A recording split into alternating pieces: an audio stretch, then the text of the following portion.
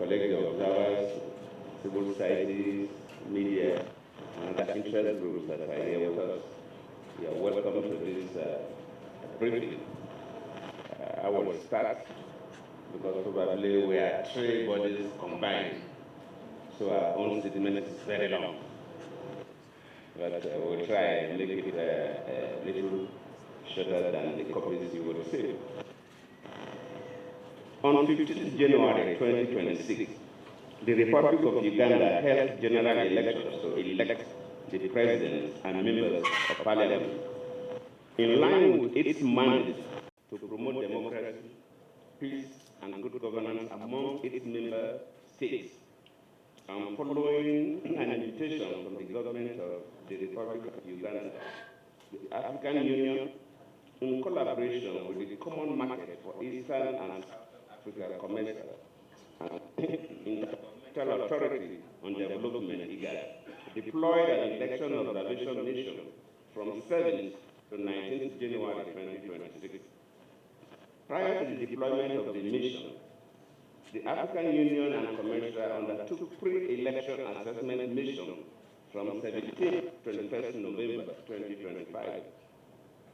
The AU Commercial IGAD mission was led by me, Goodluck Jonathan, the former president of the Federal Republic of Nigeria, assisted by Ambassador Shamsuddin Ahmed, member of the Commercial Committee of Elders by immediate left, and Commander A. Mullen Bayen, representing IGAD. The mission comprised of 84 short-term observers, including ambassadors accredited to the African Union, officials of election management bodies, civil society organizations, election experts, academics, human rights practitioners, gender and media specialists, and youth representatives. The observers were drawn from 27 African countries covering all the zones of Africa. The joint mission objectives were to A.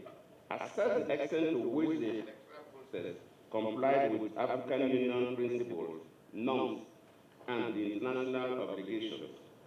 B. Determine whether the political and security environment was conducive for the conduct of peaceful, transparent, and credible elections in Uganda. C. Evaluate the preparedness and performance of the Electoral Commission of Uganda. And D. Formulate recommendations aimed at strengthening future electoral processes.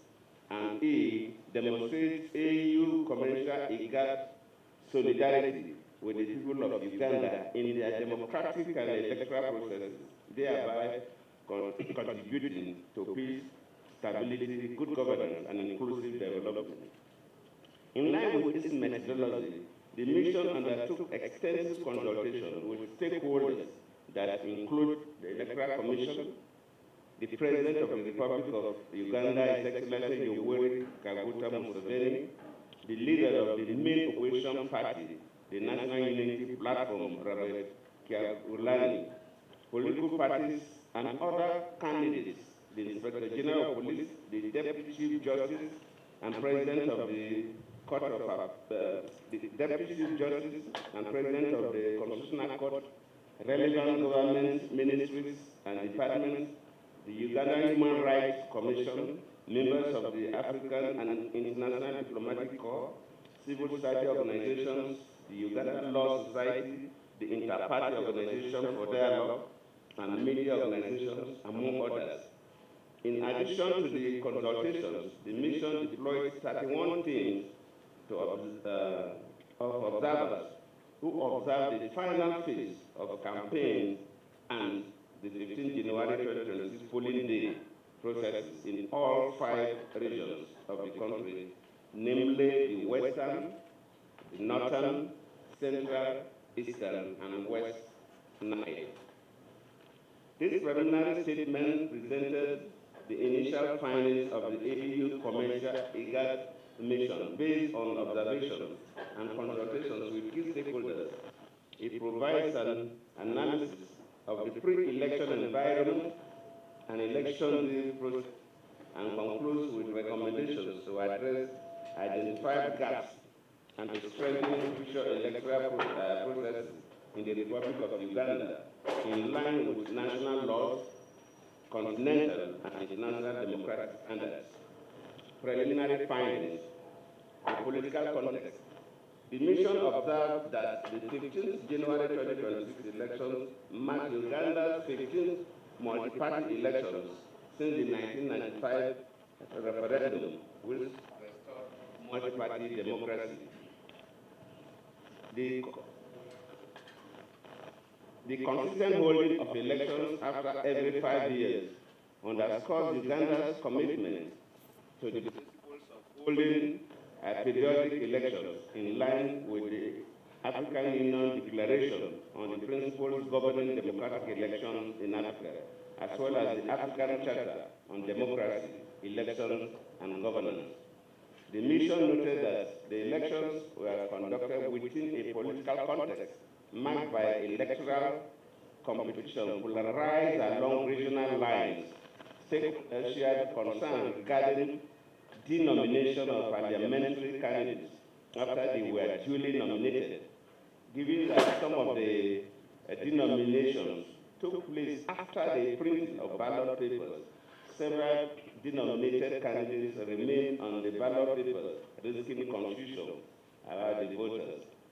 We received reports from opposition political parties and other stakeholders concerning restrictions in accessing campaign venues, unequal access to political parties' funding, biased media coverage, costly nomination fees, intimidation, abduction, and arbitrary arrest of opposition party officials and supporters, civil society actors, and denial of bail. The nation received reports that the campaign period was marked by reports of excessive use of force as security forces deployed water cannons and, in some instances, light ammunition to disperse opposition rallies, resulting in injuries and, in some cases, fatalities. In addition, the mission received concerns regarding inducement of the electorate in the form of gifts, including cash, goods, or other material benefits, particularly in competitive constituencies. The mission received reports of the involvement of the military in the electoral process, contrary to Uganda's 1995 constitution, which prohibits the Ugandan People's Defense Force from engaging in electoral processes. Stakeholders expressed concern over the ultra-wide order issued by the Chief of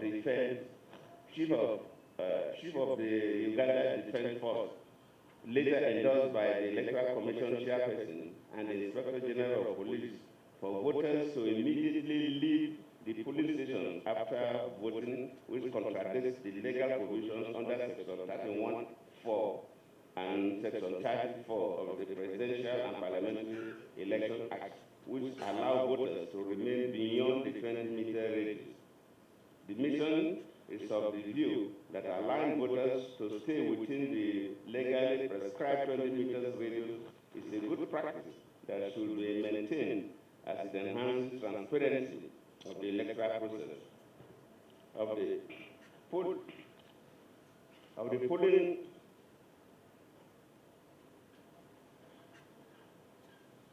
Furthermore, the internet shutdown effected 2 days before the election, limited access to information, freedom of association, curtailed economic activities, and further disrupted effective observation by the African Union Commercial and Guard Mission. The timing of the internet shutdown further increased suspicion and mistrust on the electoral process. Uganda is party to several key international and regional human rights instruments that provide normative standards for democratic elections, political participation, equality, non-discrimination, and fundamental freedoms. The mission noted that at the domestic level, Uganda's electoral framework is anchored on the Constitution of the Republic of Uganda. Uganda, 1995. The mission noted some limitations within the legal framework, and in particular, absence of comprehensive laws governing campaign financing, further voting for the diaspora, and for prison inmates also remain excluded. Election administration. The Electoral Commission operates within a clear constitutional and legal framework that provides for its independence and mandate to administer elections. The mission was informed that the 2020 general elections were funded solely by the government of Uganda. The AU Commercial IGAD mission commends the government for allocating the necessary resources to facilitate the conduct of the elections, which facilitated the implementation of all electoral activities. However, stakeholders raised concerns regarding the domestic observers accreditation process, particularly delays, unclear criteria, and limitations imposed by the Electoral Commission affecting some civil society organizations. Additional concerns received were on the boundary delimitation exercise, alleged to have been characterized by limited public consultation, logistical delays, and disputes over demarcation. Women political participation. Uganda has a legal framework that provides for affirmative action for women to contest for the 146 district women representative seats and in other competitive seats as party or independent candidates. The mission noted that most women prefer to contest for the district women representative seats rather than constituency parliamentary seats. Youth participation. The mission noted that Uganda's constitution of 1995 put the minimum age of 18 years as eligible to register as a voter and allows any person who is 25 years and 35 years old to contest for parliamentary and presidential elections respectively. The law also reserves 5 seats for youth representatives in the parliament, with at least 2 being women. Some stakeholders reported that 32 candidates, that's 25 men and 7 women, contested for the 5 seats, youth quota seats, for the 5 youth quota seats. Political parties cited high cost of nomination fees as a hindrance to youth contesting in competitive seats. Participation of civil society organizations. More than 50 civil societies were accredited to provide voter education and election observation. Nonetheless, the mission received reports on the constrained operating environment of civil society. In addition to other challenges mentioned earlier, 3 days prior to election day, the National Bureau for Non-Governmental Organizations also suspended a number of non-governmental organizations from operating. The media coverage of the electoral process. Uganda enjoys media pluralism. However, the mission received reports of biased media coverage, with opposition parties receiving minimum coverage from both state and private media. The mission acknowledges the reliance of media on the internet in obtaining and disseminating information.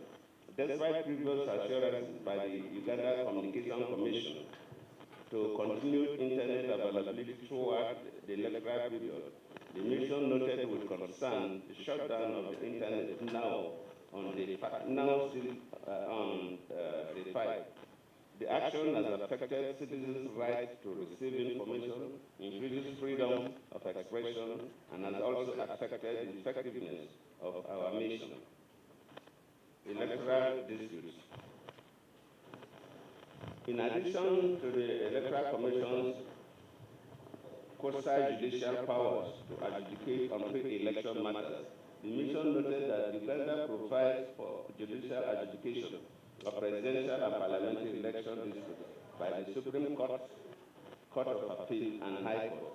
The mission received concerns regarding the judicial handling of election disputes in the previous election, which raised concerns on public trust about the independence. Electoral security. Electoral security for the 2026 election was provided by the Uganda Police Force. In this regard, the mission noted the preparedness of the police force in providing security during key electoral phases, including the campaign, guiding of electoral materials, ensuring security of the polling stations during voting and counting, as well as security of tallying centers. The mission was informed about the recruitment of additional police constables and the collaboration with other security agencies for the 2026 general election. The mission commends the Electoral Commission and the police for providing security for presidential candidates. The mission was informed about the recruitment of additional police constables and the collaboration with other security agencies for the 2026 general election. Stakeholders expressed concern over the ultra-wire order issued by the Chief of the Defense Forces, later endorsed by the Electoral Commission chairperson and the Inspector General of Police, for voters to immediately leave the polling station after voting, contrary to the permission provided in the law that allows voters to remain beyond the 20 meters radius of the polling table after voting. The mission observed that the order raises voters and stakeholders' suspicion on the transparency of the voting, closing, and counting of results at polling stations. Reports of intimidation, arrest, and abduction of opposition leaders, candidates, supporters, media, and civil society actors by the security forces instilled fear and eroded public trust in the electoral process. Election day observation. The African Union Commercial and Legal Election Observation Mission deployed 84 short-term observers who covered 488 polling stations to observe the opening, voting, closing, and counting on the election day. Opening of polls. The opening of polls was delayed by an average of 3 hours, and most did not open until 10 a.m. In some extreme cases, the polling stations opened between 12 noon to 1 p.m. For instance, at Kutuba Playground polling station and Hope Step School.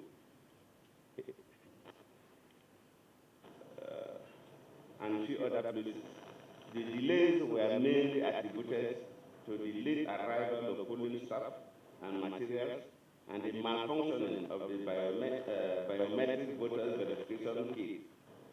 At about 10 a.m., most polling stations presiding officers started receiving instructions from the Electoral Commission to do a manual verification of voters using the voters register.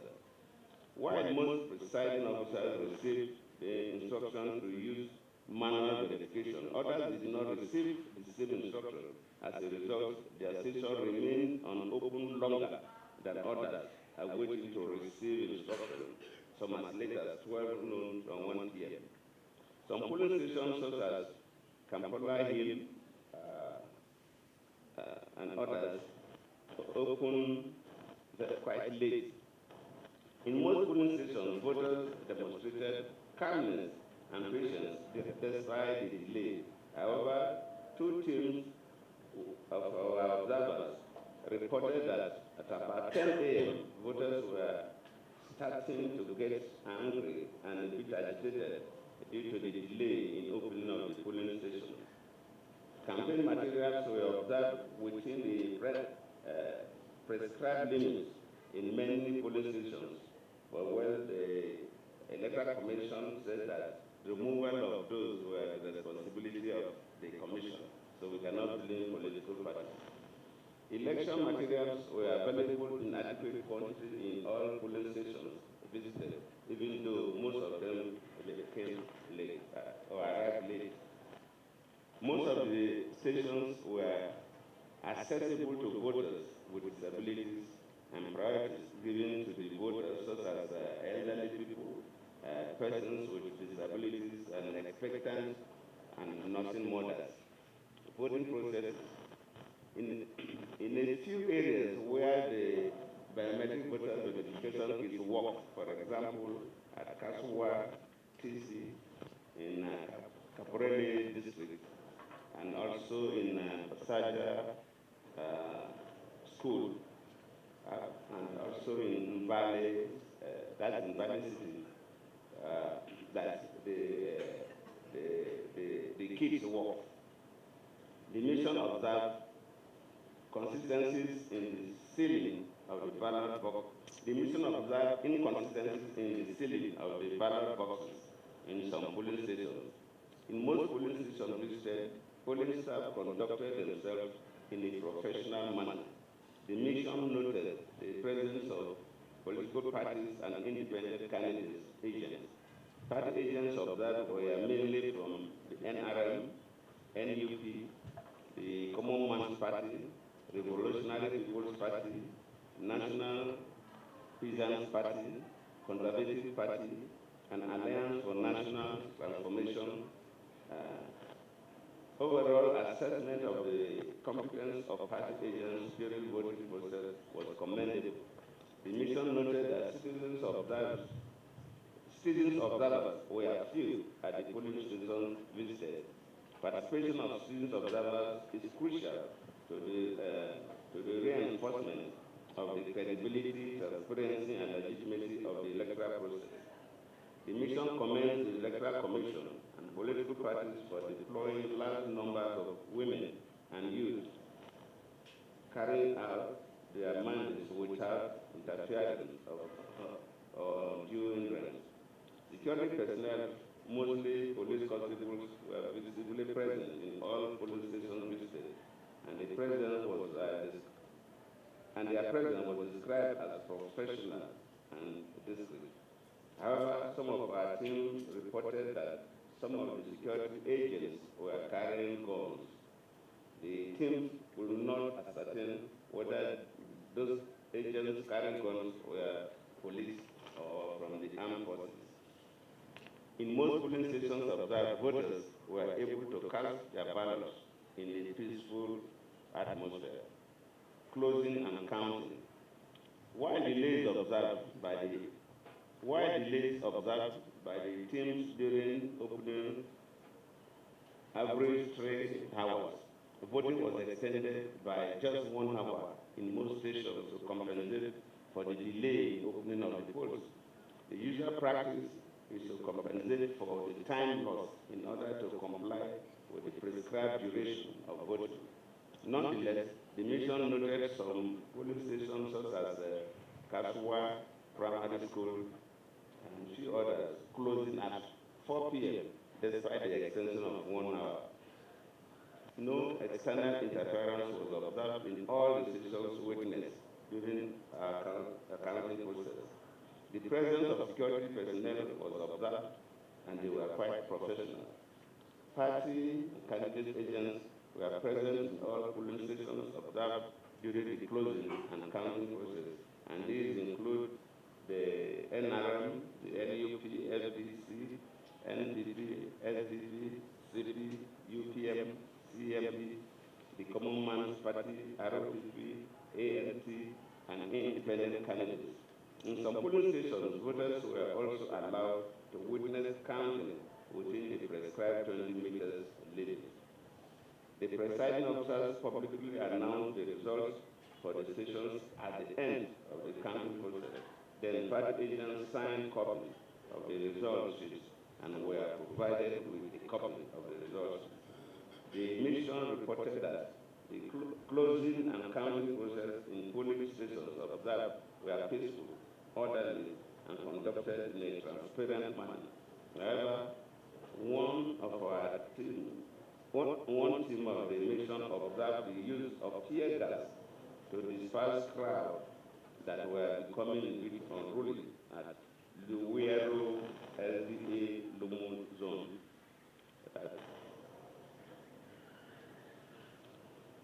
No official complaint was received during the counting process in all polling stations witnessed.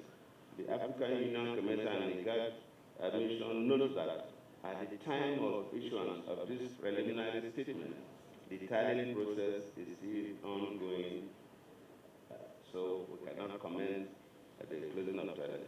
Commendable practices. Let us look at practices that were quite commendable. Based on our observation of the electoral processes thus far, the African Union Commencer and IGAD Nation summarized the following as constituting commendable practices. 1. The calmness by the Ugandan citizens towards the polling staff despite the delay in the opening. 2. The provision for political parties and candidates with voters registered increased their monitoring of the vote, thereby strengthening their trust in the process. 3. The high representation of women and youth among polling staff and agents advanced the principles of inclusiveness. Conclusion and recommendations. The mission commends the Republic of Uganda's effort for undertaking regular elections. The 15th January 2026 was delivered in an environment that stakeholders considered to be calm compared to 2021 elections. However, the mission is concerned with reports of harassment, intimidation, and arrest of opposition leaders, candidates, supporters, media, and civil society actors, as well as the suspension of non-governmental organizations and the internet shutdown. To support Uganda's continued democratic consolidation and alignment with its national laws, continental, regional, and international standards, the mission offers the following recommendations. Recommendations to the government. The government should prioritize the ratification of the African Charter on Democracy, Elections, and Governance to reinforce Uganda's commitment to continental democratic norms. 2. The government should safeguard the right to information, fundamental freedoms of expression, assembly, association while the electoral cycle in line with constitutional and international obligations. 3. The government should refrain from suspension of internet access close to the election and devise alternative mechanisms of handling potential security threats as opposed to imposing a total nationwide internet shutdown. 4. The government should provide conducive and favorable environment for operations of civil society, traditional and new media, as well as the opposition parties as key actors in delivering credible and transparent elections. To the Parliament of Uganda, the Parliament should undertake comprehensive and inclusive electoral reforms ahead of future elections through broad-based consultation with political parties, civil society organizations, and other stakeholders to address persistent legal, institutional, and operational gaps identified across the electoral cycle. The proposed legal reforms should also consider the following. A. Enacting a campaign financing law that provides for clear spending limits and effective enforcement mechanisms to curb the commercialization of elections. B. Reviewing and passing a comprehensive policy and framework governing the utilization of technology in elections. C. Review the Constitution and election laws to strengthen the independence of the Electoral Commission by reconsidering the process for appointment of the members. To the Electoral Commission. The Electoral Commission should ensure the consistent application and respect of the Constitution and electoral laws without any interference. 2. The Electoral Commission should improve and observe election nomination procedures to address the pitfall of denomination of candidates duly nominated. The EC should fully finalize the nomination process before printing of ballot papers. 3. The EC should consider a waiver or reduction on the payment of nomination fees for women, youth, and candidates with disabilities to incentivize and enhance their participation in competitive cities. 4. The issue should disaggregate electoral information, including on disability status, to allow targeted provision of sign language, ramps, and accessibility adjustments. 5. The issue should facilitate early setup of the polling station through timely delivery of material to allow voting to start on time in line with the 7 a.m. to 4 p.m. window. 6.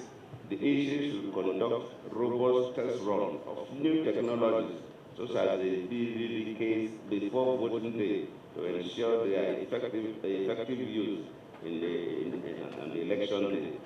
7.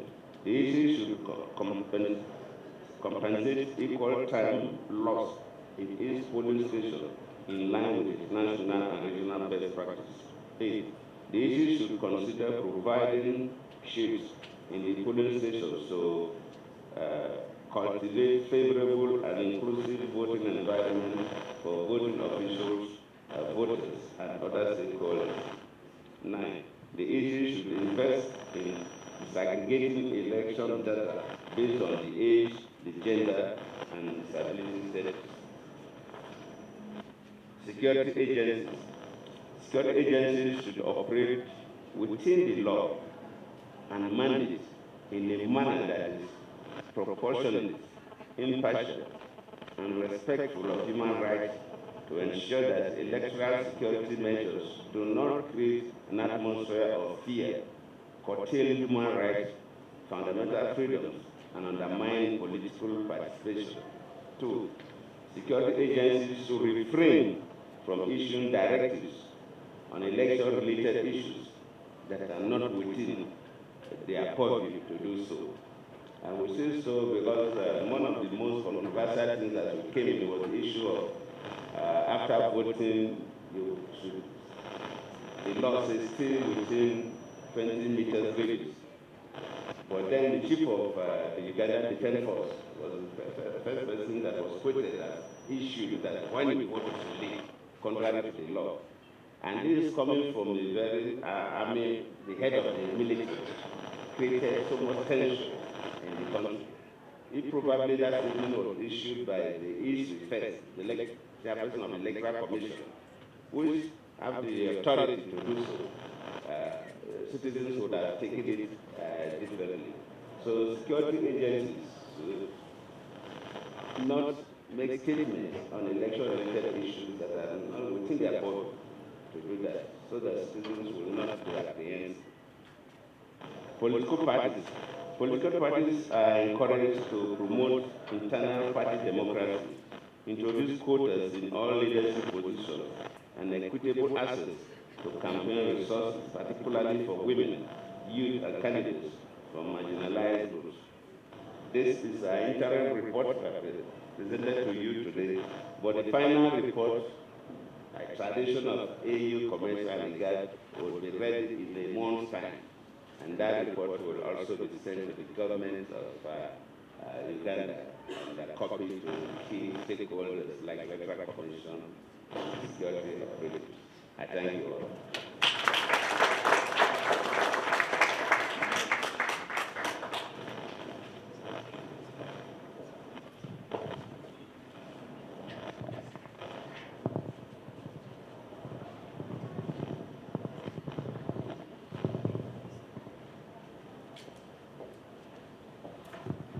Thank you so much. So that was the report from the combined mission of AU, COMESA, and IGAD. And now we'll hear from the head of mission representing East Africa Community. Thank you.